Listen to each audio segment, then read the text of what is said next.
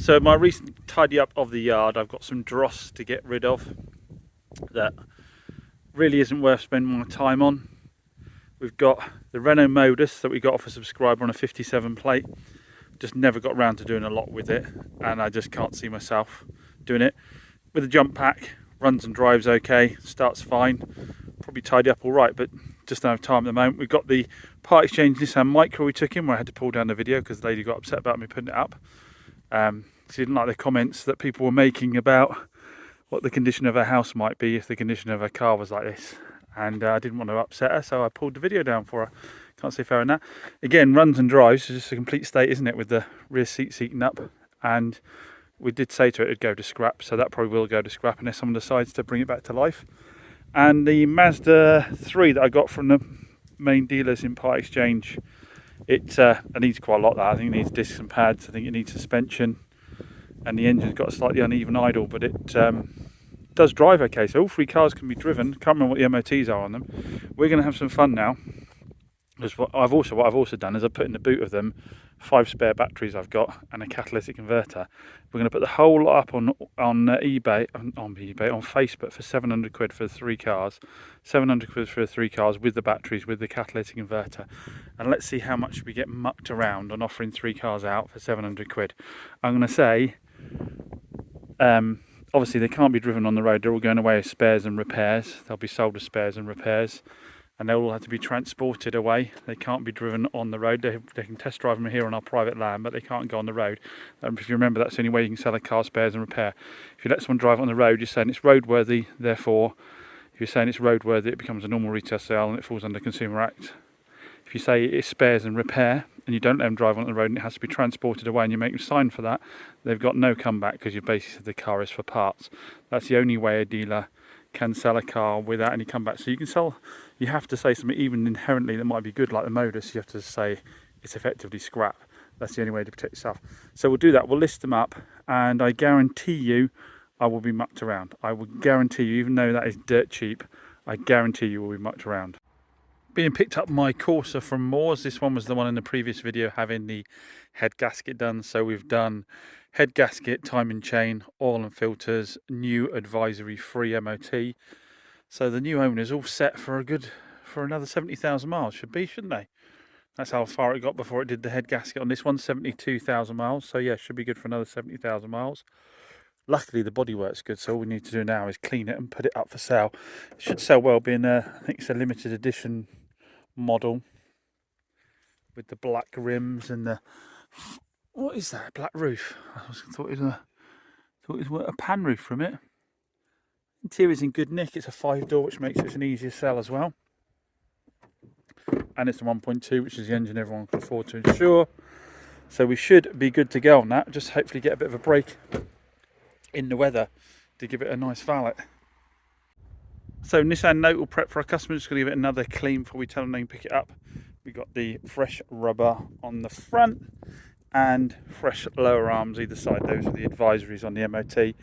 Customer paid full asking price, so we did the advisories for them on that. So it's all good to go. Just photographed the Evoque. Petey did a lovely job of giving it a valet. It's a little polish as well. This is the 2.2 with the automatic gearbox, and I've locked it. Came out really nice and clean. This interior came up mint.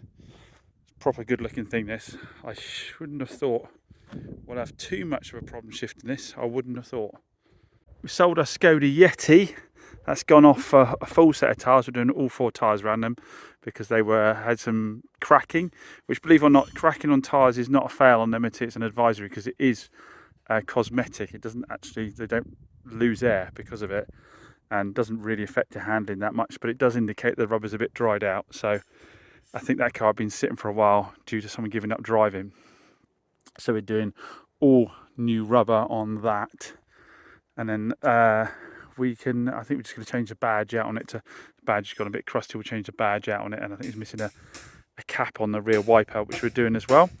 Got the Duke back. We've done the MOT work on that, which was no, actually I think it was on the MOT. I don't know if we've done an advisory for the rear tyres. He said he wasn't going to advise them, but they were wearing on the inside edge. He said, so it might be worth going and getting them done. It looks like we've done discs and pads on the back of that as well. New tyres on the back. So before that can go up for sale, there's a bit of paint to do on the corner here. Needs a machine polish here to get some of the scratches out the back. And there was something else I wanted to do to this. Oh, I need to get a wing mirror for it. The amount of these 360 wing mirrors that are broken is mad, and they are not cheap. So I need to track down the 360 wing mirror. Luckily the cover's in good nick, so if we've changed the cover over, we should be all right. So a couple of things to order up for that, just sort of stupid snagging bits that just hold you up. This we had on the ramp, and we treated the underside of it before it went in for MOT, didn't we? So that, once that's done, that's all good to go.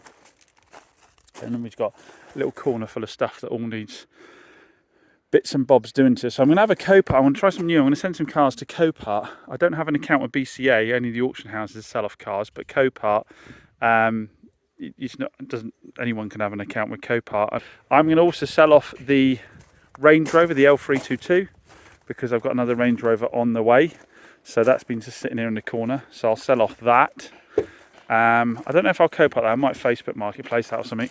And because that's actually not, that's my car, it's not within my limited company, I don't believe. So I can sell that as a private seller. And my Suzuki Swift is going to go as well. Bless the little car. It's just not getting used. It's sitting in the corner here. It gets used as a loan car every now and then. And you can see both of them just getting filthy sitting here. I need to have a cut back on the amount of cars. I've got now the MGBs almost together as my track day car. I've got a different car that I think will be more suitable as a loan car. I think we'll probably end up using the Citroen C4 we've got on the ramp at the moment as a loan car. So we'll just sell off all this. We'll get what we get for it. There'll be some losses, I imagine, on quite a few of them. And yeah, we'll see where we end up. The Range Rover, there'll be a loss on the Range Rover because I've loved that car so much. I've just put money into it to keep it maintained, and I probably won't recover any of that. The Swift, I've had my money's worth out of the Swift all day long, so whatever that goes for is whatever it goes for. Probably needs a new clutch now. Can get a bit stiff every now and then, but other than that, really good. That obviously the suspension drops if you let it sit for a week or two, but it always comes right back up again. It rides nice. I did MOT it fairly recently, but I say fairly recently, time flies and it could have been 6 months ago. Known faults with that one are that occasionally I still get that limp mode issue, even though I had an EGR delete done, and by the guy down the road that recommended that was the best thing to do to sort it out. I still have that happen every now and then. And I think there's a tinkling noise on the back as well, like something's contacting a little bit, like a rear backing plate or something. Haven't had a look at that, but better off putting the time into retail cars. So yeah, we're going to have a bit of a clean out for the first time. I want to take some losses. I don't really very often take losses because I make a point of just sticking with them and getting them retailed out the door in the end, at least breaking even on them. So predictably, our Mini from the last video has sold straight away to the next person that viewed it. Always tends to be the way. You'll get one person that can pick your car apart and say there's problems there that you don't think are there, and then someone else comes on and drives it and says how lovely it is and how great it is, and yeah, we'll have it please. So this is going as someone's first car. Tractors are busy today. This is going as someone's first car. I think they'll bring the silage in. And 1.6s aren't too bad on the insurance actually. From speaking to a few people, it seems the price of insurance is getting a little bit more reasonable. So he's able to insure it as his first car. Nice that it's going local. He's in Barnstable, so should he have any issues, it's easier for us to help him out. I like it when the cars stay local because you can say, no worries, I'll nip out and have a look at it for you. So give that extra level of customer service you can't give it to someone further afield. So we're going to, there were some advisories for surface corrosions to front and rear subframes. Now I don't like to coat some front and rear subframes on cars really until the customer's seen it, and I can explain to them what we're going to do when we do it so they know we're not trying to hide something. So we've had a look at it together. We're going to get up on the ramp, wire brush it down. We'll give it a coating of Lanagard because I'm preferring that now to Waxel just because it's a lot cleaner. You don't end up with black stuff everywhere. It doesn't look like you're trying to cover everything up with it. You can still see through Lanagard. You can see what the condition of everything is. It's not covering up, but it treats it and encapsulates any surface rust. So we'll wire brush that all down. We're going to do oil and filters, cabin filter, then that'll be ready for him to pick up. I said there's one job. The oil and filter service is going to be done before people pick the cars up, before they buy the cars, and we do tend to try and get around and do those beforehand, but we haven't got to it on this one yet. But when it comes to surface corrosion, I think if it's been on an MOT already and then you treat it and cover it and someone comes in to look at it, being a car dealer, the assumption is you've been up to no good. So I'd rather just leave it as is, show them what they're talking about and then do the treatment then.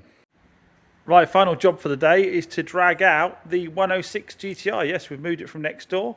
It's had a machine polish and we've got it tucked up in the showroom area.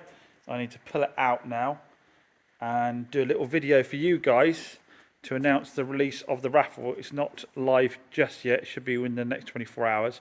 So I'll mention that on probably on the next video, but it's looking very lovely. Everyone that comes by the place, they gravitate to this car. If they're delivering, they're walking by, whatever, everyone loves the 106 GTI. So I'll aim to have details of that in the next video. As always, many thanks for watching my ramblings, and I look forward to seeing you on the next one.